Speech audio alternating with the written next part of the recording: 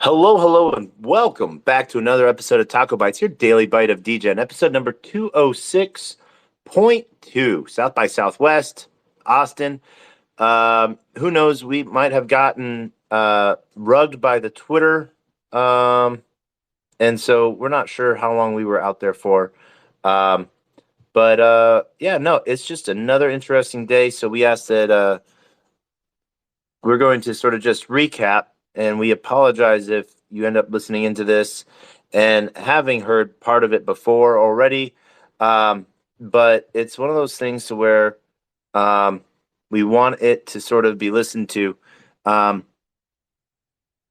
and as I first explained it, I sort of came up with a better. Originally, I said I was a little confused and disheartened that people are faulting our our banking industry, which is technically just posed with keeping people's money safe, um, and um, it is, and that's it. That's its only job, and it seems to fail at that a lot lately. Um, and so the Web3 counterculture reply is not your keys, not your crypto, but it's not a crypto thing. This is a banking standard. But where I'm disappointed with people is that they are just mad at banks for having belief in buying government issued bonds. And so with government issued bonds, it is a guarantee. Now, where it sucks is when the government then sort of squeezes its own bonds by increasing rates, interest rates. Um, and so it then hurts itself. It hurts those that have already sort of bought. So if you're thinking about a project um, that's selling something, and then all of a sudden it cuts the price by a third, um, and those that have already bought are stuck with what they got, um, and so it sort of takes the floor out from all of them. And this is one of those things where you can't. Should it put all of its money there? No, it was thinking long term. It was future thinking. It was looking to protect against volatility. So the that fact alone, that it was looking to protect long term against volatility, you would then think that um,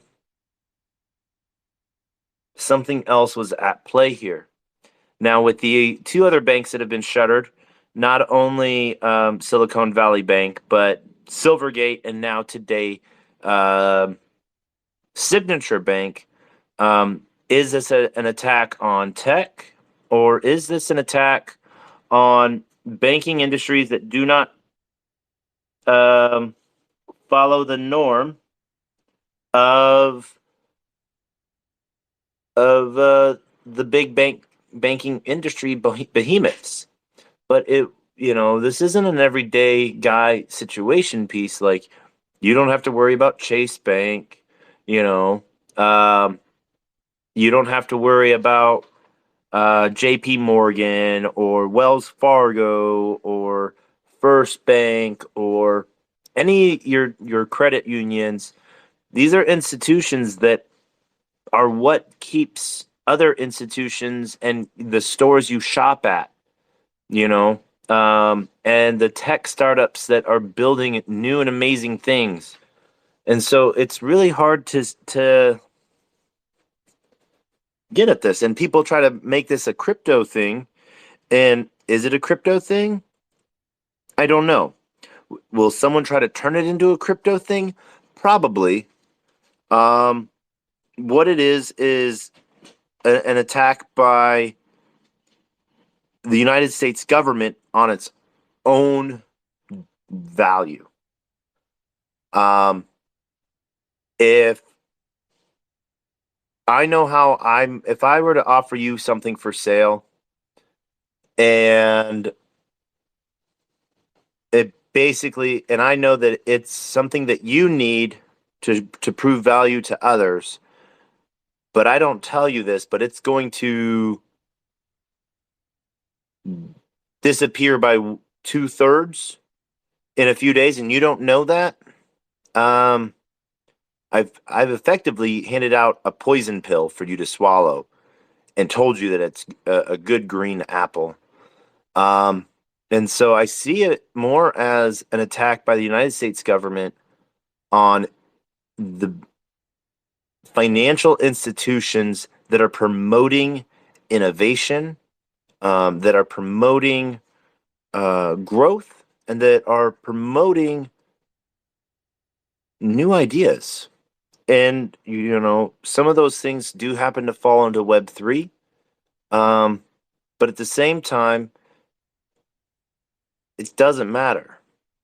Um, I got to meet with a VR company yesterday that was that was working with HTC to make smaller headsets because they were looking at it from two different angles, and they were working on creating new tech for smaller VR headsets.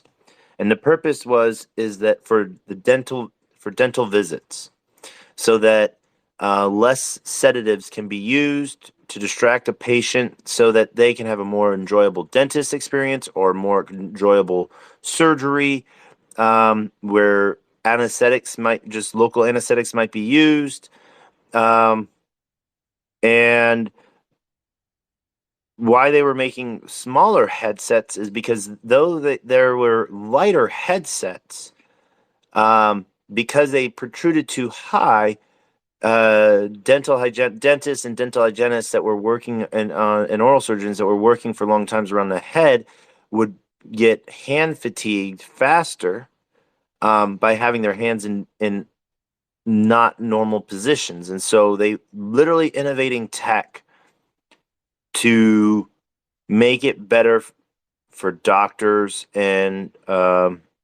techs to better provide health services to you and me.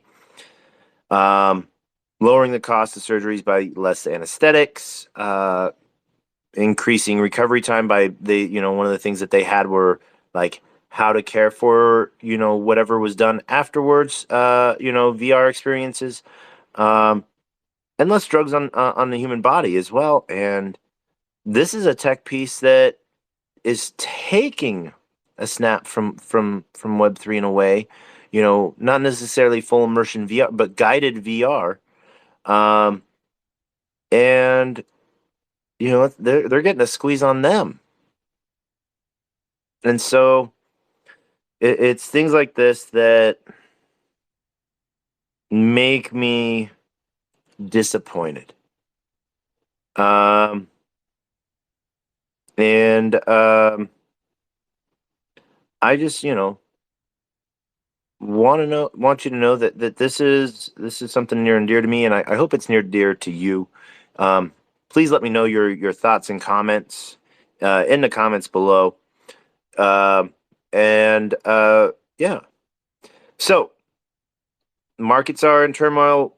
We started to see a huge Bitcoin pump. Oh my gosh, I will be first to tell you that, yeah, there was some cool gains there, on some longs, and then there were some losses on some longs as well.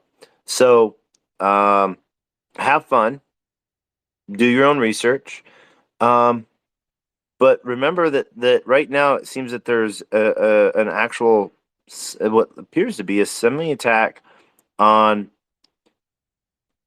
the tech financial industry. And so please just be aware of that. See what you see, and let me know in the comments. And with that, we are going to be hitting back to South by Southwest tomorrow, here in Austin, Texas, and we hope that you have a wonderful night.